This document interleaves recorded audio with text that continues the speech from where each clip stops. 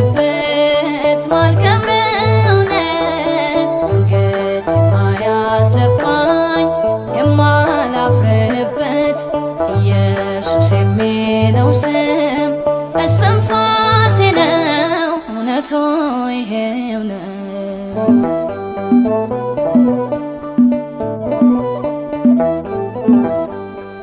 ስሙ ነው ሰው ያረገን ስሙ ነው ስማችን እኛም ምን ስም አለን ቆሽሿል ልብሳችን ዘላለም እያጽናና ትናንትን ባያስረሳ እንደ ጠላት ውጊያማ በጠፋን በተረሳ